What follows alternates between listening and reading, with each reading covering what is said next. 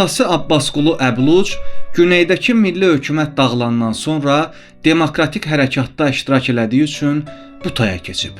Əvvəlcə Beyləqanda, daha sonra isə Bakıda yaşayıblar.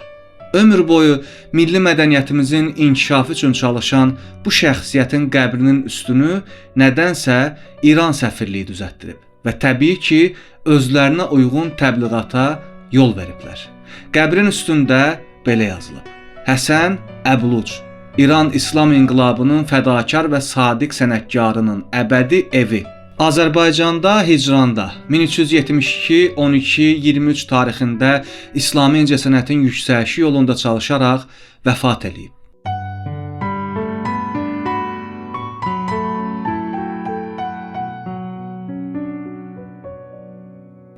Həsən Abbasqulu oğlu Əbluc 22 aprel 1942-ci ildə Təbrizdən anadan olub. Uşaq yaşlarında ailəsi ilə birlikdə Bakıya köçüb. Əvvəlcə Politexnik İnstitutuna qəbul olunub. Birinci kursdan sonra sənədlərini aktyorluq fakültəsinə verib. Azərbaycan Dövlət İncəsənət İnstitutunun aktyorluq və rejissorluq fakültəsini bitirib. Elə həmin il dram teatrında Rumun yazıçı Sebastianın Adsız Ulduz tamaşasına quruluş verib. Sonralar Gənc Tamaşaçılar Teatrında fəaliyyətini davam elətdirib. Ailədə 5 qardaş olublar. Həsən Əbluc hələ uşaq vaxtlarından aktyorluğa böyük həvəs göstərib. Orta məktəbi yaxşı oxuyan Həsən həm də uşaq yaşlarından yaşlı atasına kömək eləyirmiş. Əl məndən, ətək səndən, qutar məni rüsvayçılıqdan. Arvadım çox göyçəydi mənim.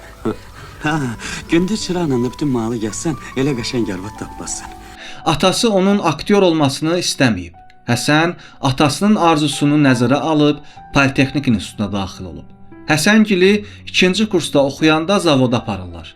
Dəmir kəsməkdən Həsənin əlləri kəsik-kəsik olur. 2 aydan sonra atası deyir ki, bala, hansı sənətə istəyirsən get.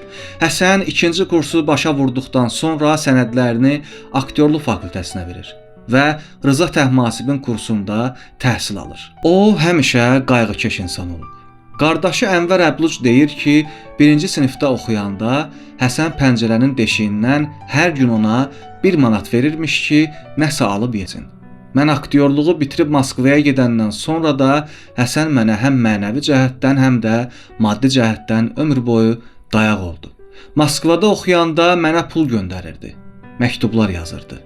Ənvər Əbluc Dənizə çıxmaq qorxuludur filmini çəkməyə hazırlaşanda Adil İskəndərov foto sınaqdan keçənlər arasında Həsənin şəklini görəndə ona deyib ki, Həsəni çəkmə.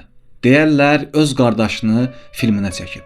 Ənvər Əbluc həmin rola Rauf Qəniyevə çəkir, amma rolu Həsən səsləndirir. Həsən Əbluc universitetdə səhnə danışığından dərs deyib. O öncə öz tələbəsinə aşiq olur. Tələbəsindən əvvəlcə müsbət cavab almayan sənətkar başqa bir xanımla nişanlanır.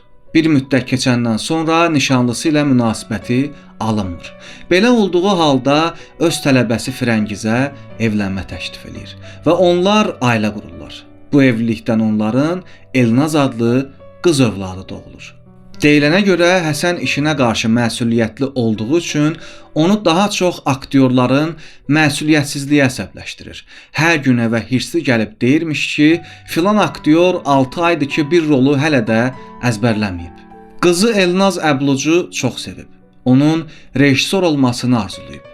Qızını hər səhər özü yedirdib məktəbə yola salırmış. Elnaz Əbluc bir müsahibəsində atası haqqında bunları deyir. Hər səhər məktəbə gedəndə elə ləzzətlə buterbrodlar düzəldirdi ki, məni yedirdirdi, sonra məktəbə yol salırdı. Mənə çox vaxt deyirdilər ki, atan çox ciddidir. Yəqin səni qoymaz istədiyini geyinməyə, amma əksinə, o çox müasir idi. Bir gün şalvar görmüşdüm. Çox xoşuma gəlmişdi. O vaxtlar da şalvarı çox az adam geyinirdi. Atama dedim, mənimlə birlikdə gedib o şalvarı aldı. Evimiz elə də təmirli deyildi. Həmişə deyirdi ki, eybi yox, işləyərəm, evi təmir elətdirərəm. Qızdırması olanda yun papağını başına qoyub uzanırdı, amma o heç vaxt xəstə olanda işdən qalmırdı. Həsən Əbluc Dantenin Yubileyi, Qanlı Zəmi, Pəncərə filmlərinə çəkilib. Pəncərə filmində Rövşənin atasının epizodik rolunu məharətlə oynayan Həsən bu rolu öz yaradıcılıq həyatının ən parlaq rolu hesab edib. Həsən Əbuluc 1994-cü il martın 13-də 51 yaşında ürək tutmasından dünyasını dəyişib. Həsən Əblucun ölümü ilə bağlı səsləndirilən fikirlər də bir ayrı diqqət çəkir. Məsələn, aktyor Taryel Qasımov belə deyir: Şahmar Ələkbərov, Həsən Əbluc və mən bir gün qərara aldıq ki, sənədlərimizi teatr institutuna verək.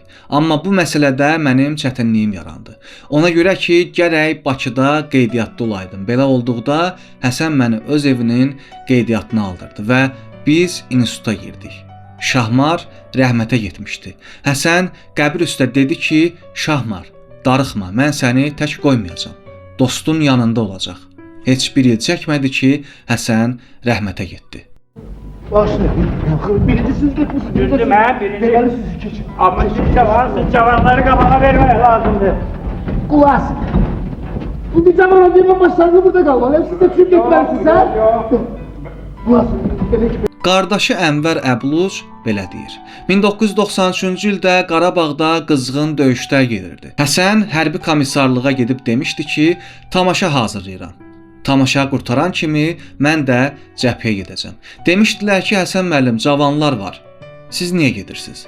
O dünyasını dəyişdi. Tamaşa yarımçıq qaldı. Həsən televiziyada çıxış eləyəndə demişdi ki, biz səhnə danışığı müəllimləriyik. Ancaq əsl müəllim Müxlis Canzadədir.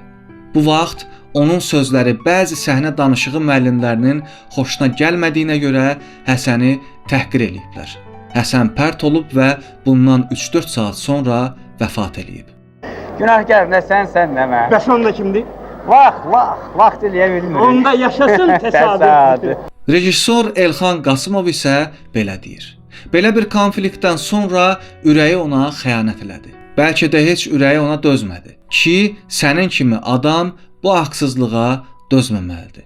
Videonun başında Həsən Əblucun məzarı ilə bağlı bir xatırlatma eləmişdim. İstəyirəm indi həmin mövzuya qayıdaq. Mənə maraqlıdır ki, niyə buna icazə veriblər? Hansı əsasla? Əbluc həqiqətən də İslami inqilabı dəstəkləyirdi. Həqiqətən İslami incəsənətin yüksəlişi üçün çalışırdı. Həqiqətən hicranda idi. Niyə onun qəbrinin üstünü Azərbaycan səfirliyi yox, İran səfirliyi düzəltdirib?